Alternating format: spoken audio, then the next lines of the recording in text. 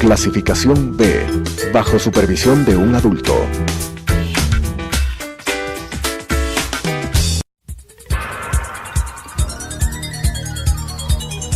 Las opiniones vertidas en este espacio por la producción y dirección del programa son de exclusiva responsabilidad de sus autores y de quienes intervienen en ellos.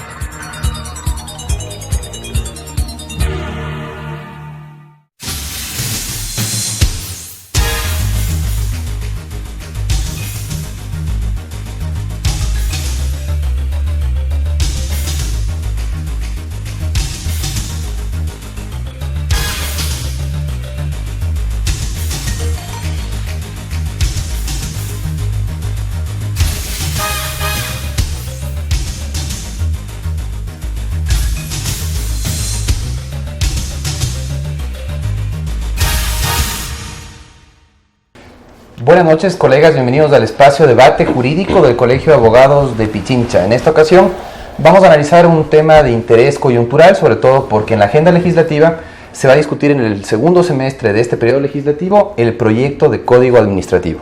Por esa razón hemos invitado a dos juristas bastante conocedores, con buena formación y experiencia en el ámbito del derecho administrativo. Me acompaña Miguel García y Daniel López, quienes han sido recibidos en Comisión General en la Comisión de Justicia y Estructura del Estado de la Asamblea Nacional para exponer justamente observaciones de este proyecto de Código Orgánico Administrativo.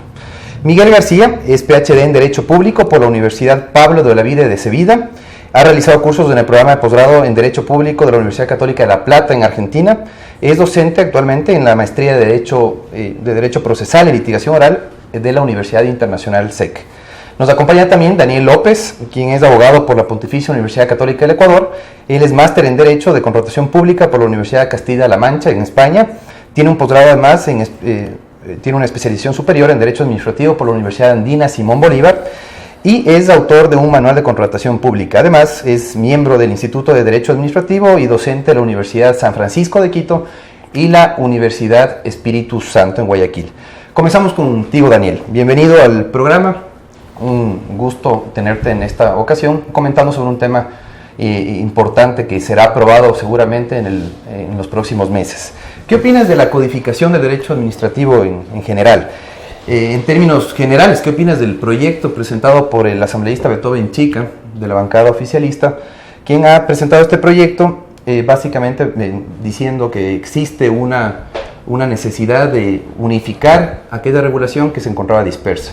¿Crees tú que era necesario un código administrativo o bastaba con expedir, aprobar una ley orgánica de la función ejecutiva, por ejemplo, y cortar un poco la posibilidad de que el presidente de la República, vía decreto ejecutivo, siga reformando el estatuto jurídico administrativo de la función ejecutiva?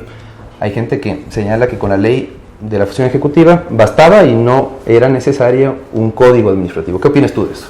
Bueno, sí, muchas gracias, Salim, gracias al colegio, un saludo a todos los colegas. En realidad, primero quiero felicitar a los miembros del Colegio de Abogados de Quito. Los que nos sentimos parte del gremio necesitábamos que autoridades jóvenes, con mente fresca, tomen las riendas del colegio. Yo estoy muy contento con el giro que le han dado en estos pocos meses ya de acción, así que te felicito a ti, Salim, y a los demás directivos. Este tipo de programas también son iniciativas muy buenas. Entrando en materia.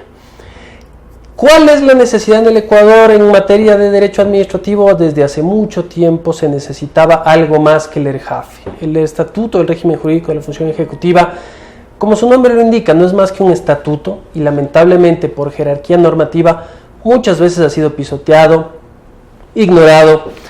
Y es que se necesita en el Ecuador y en todo país democrático una ley con carácter orgánico que regule una de las funciones del Estado, en este caso la función ejecutiva. Nosotros, quienes estamos en el mundo del derecho en el Ecuador, sabemos que curiosamente la única función que no tenía una ley orgánica para sus ejecuciones es la función ejecutiva. Respondiendo a la pregunta directamente, es absolutamente necesario, desde hace mucho tiempo lo era, contar con un cuerpo normativo de carácter de ley orgánica, con ese poder jerárquico para poder regular esta materia. Ahora, eso es una cosa. Otra totalmente distinta es que se necesite un código orgánico. Código, ley, no es lo mismo, nosotros conocemos. Yo creo que bastaba con el tema de una ley orgánica que regule el funcionamiento de esta, que es una de las funciones del Estado, precisamente porque no solamente se necesita unificar, yo no le llamaría que era la palabra adecuada, porque el derecho administrativo está necesariamente contemplado en mucha de la legislación que tiene un país. No solamente puede estar en una ley o en un código. Entonces, por ejemplo, el efecto que tendrían a nivel de gobiernos autónomos descentralizados sería reformar el COTAD. Exactamente, hay que respetar cada uno de los segmentos, autonomía, la descentralización en este país, la Constitución lo obliga, lo manda. Entonces, en ese sentido, el código tal vez no era la figura adecuada, la ley orgánica hubiera sido algo adecuado por su contenido, por sus capítulos, por sus procedimientos, especialmente por lo que se pretendía regular. Entonces, punto positivo, definitivamente se necesitaba algo más que el RJAFE, pero no irnos al código. Bueno, ya sabemos que en esta época más bien es costumbre que los asambleístas de turno a todo le quieran llamar código y a todo le ponen el título de orgánico, sin observar lo que dice la Constitución para esas categorías que son jerárquicamente superiores, ¿no? Muchas gracias, Daniel. Por la primera precisión en cuanto a lo que necesita el país en cuanto a la regulación del derecho administrativo. Ahora, Miguel, tú en cuanto al ámbito de aplicación del Código Orgánico Administrativo, sí, ¿qué observación podrías hacer? ¿Tú crees que es necesario poner excepciones en el Código Orgánico Administrativo o debe regular a todas las instancias y órganos del poder público? Te pregunto esto porque particularmente existe la duda si es que es extensiva la aplicación, sí, a lo que es el proceso de Contraloría, por ejemplo, el proceso de control de los recursos públicos, y de eventual determinación de responsabilidades. ¿Crees tú que en ese ámbito también se aplicaría el código o es necesario establecer ese tipo de excepciones y dejar que sea regulado por la ley de la Contraloría, por ejemplo, ese tipo de procesos? Ya. Mire usted, bienvenido, gracias por la oportunidad de hablar. Como usted sabe, yo estuve en la Asamblea Nacional en la Comisión de Justicia junto con mi compañero Daniel López. Yo también soy abogado aquí y ahora sobre todo me desempeño como consultor y como profesor de universidad de la SEC. Mi oportunidad fue hablar precisamente a la Asamblea Nacional acerca de esto, del ámbito de aplicación. Si le llamamos código, el código, según la Real Academia de la Lengua Española, es un compendio total de la legislación sobre una materia.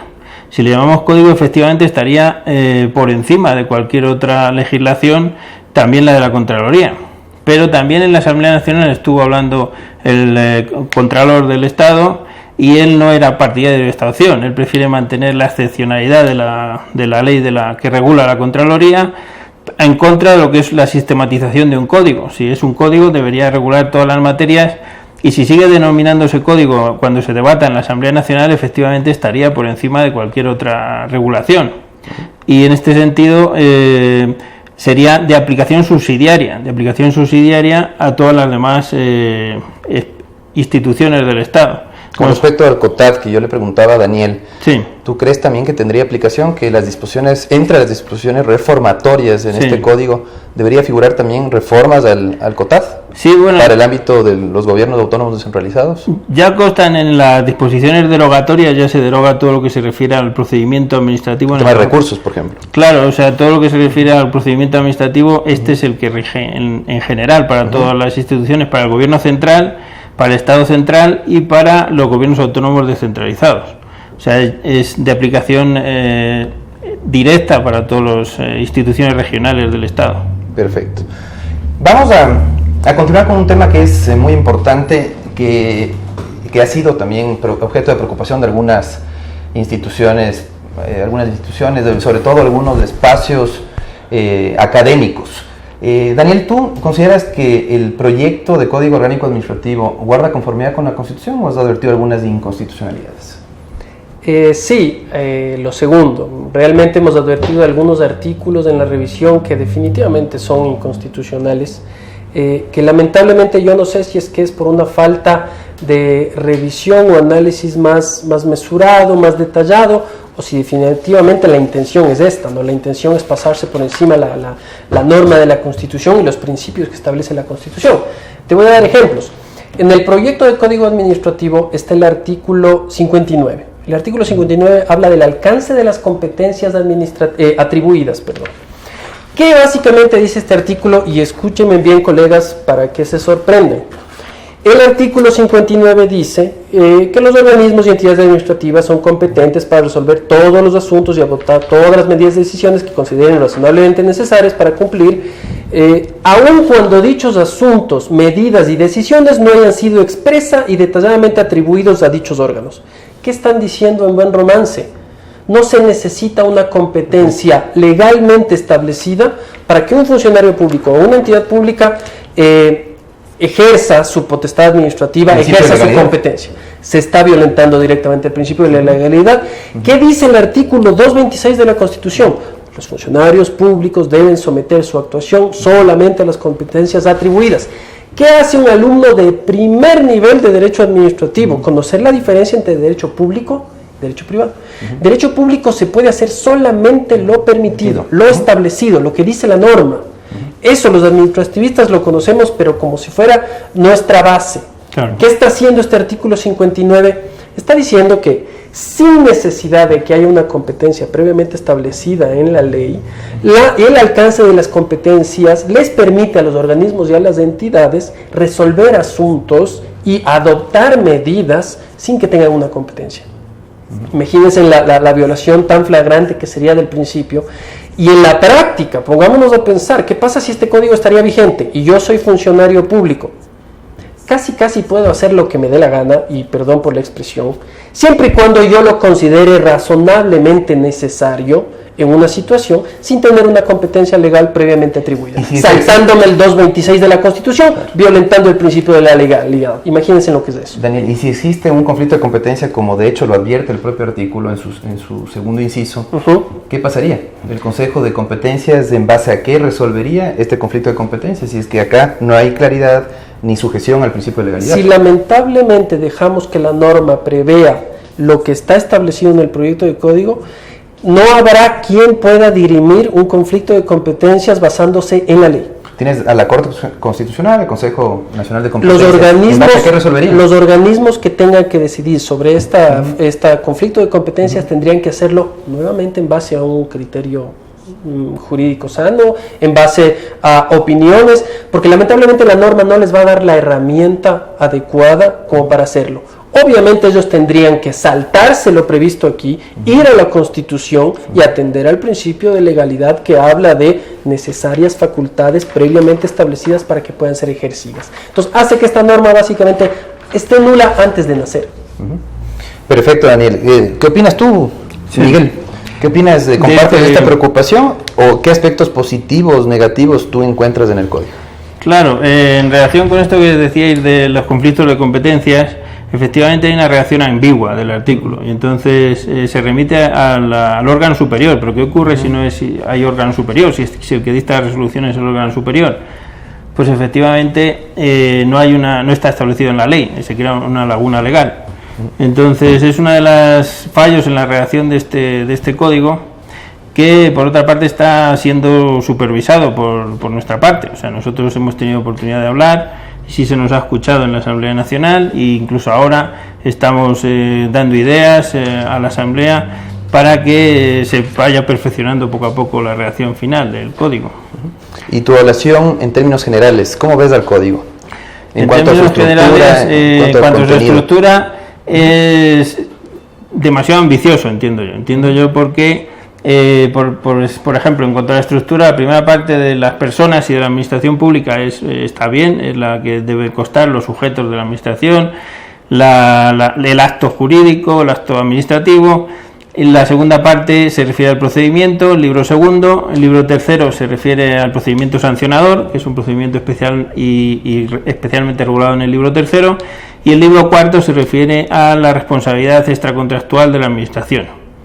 Entiendo que las mayores innovaciones son las que se establecen en los libros tercero y cuarto. En concreto, en el libro cuarto, la responsabilidad de la administración, que se regula prolijamente y que establece muchos supuestos nuevos para exigir responsabilidad de la administración, incluso a la administración de justicia, lo cual está mal redactado, porque la Administración de Justicia forma parte no de la función ejecutiva, sino de la función judicial. Entonces se está inmiscuyendo la función judicial en la responsabilidad de los jueces, el personal de la Administración Pública.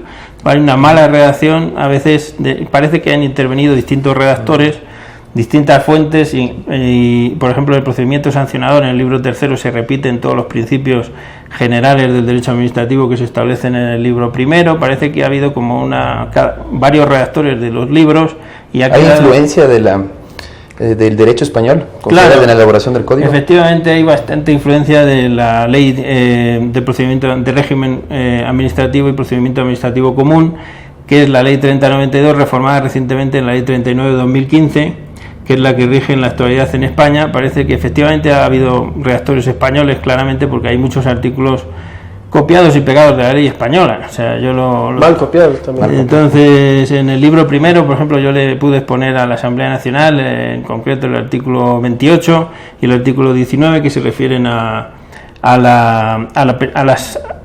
los derechos del administrado frente a la administración. Están copiados del artículo 35 de la ley 3092, pero literalmente. Entonces, sin tener en cuenta la nueva redacción de la ley 35/2015, con lo cual hay algunas contradicciones y básicamente pues lo que pasa es que no solo está copiado de la ley española, sino que parece que hay algunos artículos que están copiados de la ley española que son contradictorios con otros que parece que tienen otras fuentes, porque en la ley española pues por ejemplo se propugna mucho los derechos, es bastante garantista de los derechos del ciudadano.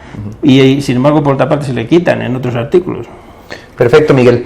Muchas gracias por el importante aporte a Miguel y a Daniel. Hacemos una pausa y regresamos con las intervenciones finales.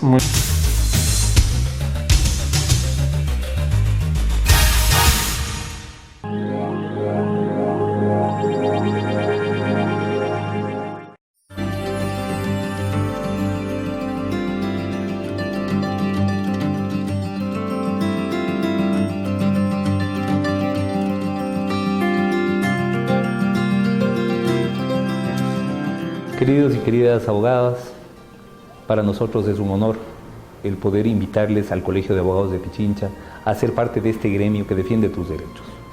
Si ya eres parte del foro, te invitamos a que te afiles al Colegio de Abogados de Pichincha, una entidad que va a defender tus derechos, que te va además a dar la posibilidad de acceder a todo un sistema de formación permanente, a publicaciones sin costo o con costo preferencial, a 2 clubes sociales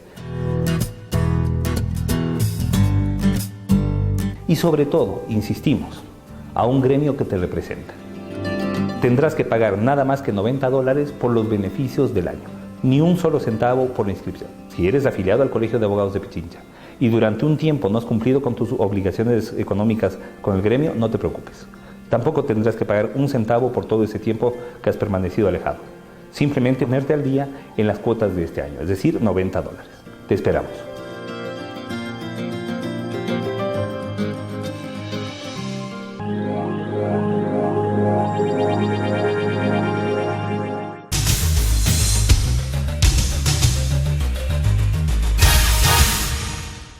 Continuamos con el programa Debate Jurídico, en esta ocasión para discutir sobre el Código Orgánico Administrativo. Daniel, ¿qué valoración tienes sobre la definición constante en el proyecto sobre acto administrativo, esta curiosa figura del acto de mero trámite? Particularmente, ¿se facilita o se restringe el ejercicio de la acción de repetición? Y en cuanto a los elementos configurantes, en cuanto a los requisitos materiales del silencio administrativo, ¿tú cómo ves cómo se plantea la regulación en este tema? En estos 3 temas, ¿cuál es tu apreciación? Son 3 temas importantísimos dentro de cualquier normativa que regule el derecho administrativo. Puntualmente, el acto administrativo.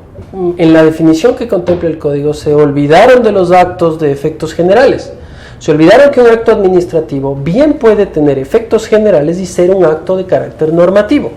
De carácter normativo no necesariamente significa que contempla normas. Esto ya lo definió la Corte Suprema nuestra de Justicia hace algún tiempo, estableciendo que hay actos administrativos que sí tienen carácter normativo por sus efectos generales. Entonces, en la definición del Código, lamentablemente, se hace expresa alusión a que no contempla el acto administrativo efectos jurídicos como carácter normativo. ¿El Eso me parece a mí del ERJAFE crees que ha sido reformulado ahora y los actos administrativos de carácter general que tienen una vía de impugnación a través de la acción de inconstitucionalidad, cómo podrían ser definidos? ¿Están definidos en el proyecto? Y es que no solamente se prevé eso como error, sino que también dentro de la propia legislación de derecho administrativo, ya pasándonos al contencioso administrativo, hay la acción subjetiva y hay la acción objetiva.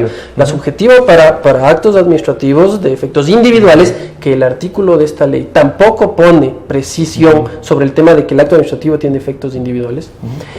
Y también es la otra, la acción objetiva o recurso objetivo de plena nulidad, que ataca obviamente actos normativos. Entonces, la Corte Suprema nos dio eso, ya la definición. Está contemplado en la jurisprudencia que ha venido constantemente viniendo aquí en el Ecuador, y lamentablemente aquí lo que se causa es confusión en relación a eso. En relación al otro tema que me parece importantísimo, el silencio administrativo. ¿Cuál ha sido el problema, lamentablemente, en la historia que vamos de emitida la ley de modernización, que contempla en su artículo 28 al silencio administrativo? Dos cuestiones. La primera, se pone lamentablemente como uno de los requisitos materiales para efectivizar el silencio administrativo que la entidad o el funcionario tiene que emitir una certificación del tiempo transcurrido desde la petición para poder verificar si es que no se ha dado respuesta oportunamente, si efectivamente ha habido silencio administrativo. Yo les pregunto a ustedes y a cualquier televidente, ¿cuándo un funcionario público va a emitir un certificado sobre su propia falta de respuesta? Claro. Sobre su propio error, lo que le va a vincular con la responsabilidad. Claro. ¿Saben cuántas veces ha pasado aquí en el Ecuador? Yo lo he investigado. Ninguno. Una, al parecer. Una. Y digo al parecer porque no está confirmado. ¿Y ahora cómo se plantea la lamentablemente, en el proyecto de código, el silencio administrativo, a mi criterio, se restringe. Se restringe porque se está hablando solamente en relación a autorizaciones debidamente pedidas por los interesados. Y yo me pregunto, ok, autorizaciones, ahí aplica el silencio administrativo positivo. Es decir, se entiende concedida la petición. ¿Qué pasa con los recursos?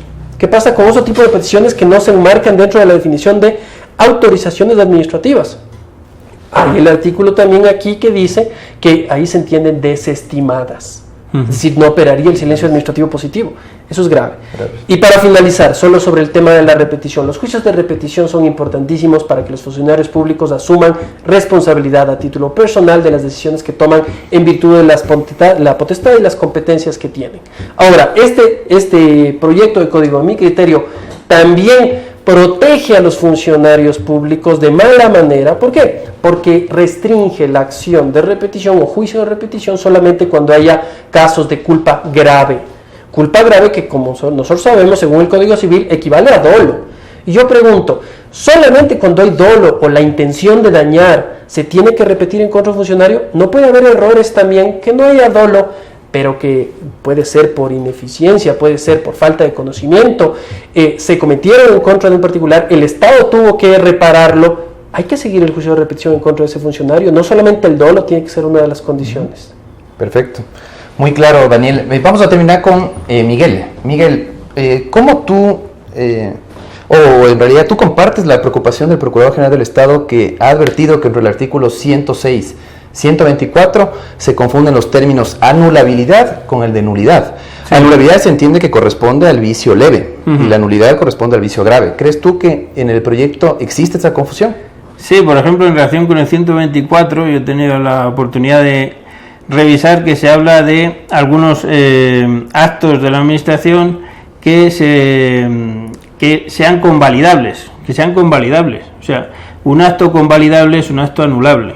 Y sin embargo, al hablar de la nulidad, se establece un epígrafe en el cual se refiere a actos convalidables en los cuales la administración no haya convalidado en tiempo oportuno. O sea, que la administración se haya demorado excesivamente en convalidar un acto anulable. O sea, y existe una confusión entre los conceptos de anulabilidad, que implica convalidación, y nulidad, que nunca implica convalidación. Los actos nulos no se pueden convalidar. Los actos nulos nunca han existido y por consiguiente no cabe convalidarlos. O sea, efectivamente, en el artículo 124 hay una confusión entre nulidad y anulabilidad, lo cual es grave porque efectivamente los jueces a la hora de dictar sentencia no tendrán clara la distinción y es posible que la mayoría de los actos vayan a ser convalidables, con lo cual nunca va a haber nulidad y siempre va a ser favorable a la administración esta ambigüedad, porque la administración va a intentar convalidar todos los actos nulos que haya hecho, aunque hayan sido nulos de toda nulidad, porque nunca se haya seguido el procedimiento establecido, o sean contrarios a la Constitución. Actos contrarios a la Constitución sí nunca pueden ser convalidables. Sí. Entonces este es el problema que yo veo. Perfecto, Miguel. En realidad el tiempo ha sido muy escaso para profundizar los análisis sobre el proyecto de Código Orgánico Administrativo. Esperamos que la Asamblea, específicamente la Comisión de Justicia, cuando ya presente el informe para segundo y definitivo debate, pueda tomar en cuenta estas observaciones y que el Colegio de Abogados de Pichincha se involucre más en este tipo de asuntos a través de foros, congresos que podríamos organizar en los próximos días sobre este tema para que podamos abordar con mucho más detalle estos temas que han sido tan interesantes. Les agradecemos a Miguel, a Daniel, por sus importantes aportes en cuanto al proyecto de Código Administrativo, y a ustedes les agradecemos y les invitamos a seguir viéndonos a través del portal, a través de Telesucesos y a través del portal Ecuador en Vivo. Muchas gracias. Las opiniones vertidas en este espacio por la producción y dirección del programa son de exclusiva responsabilidad de sus autores y de quienes intervienen en ellos.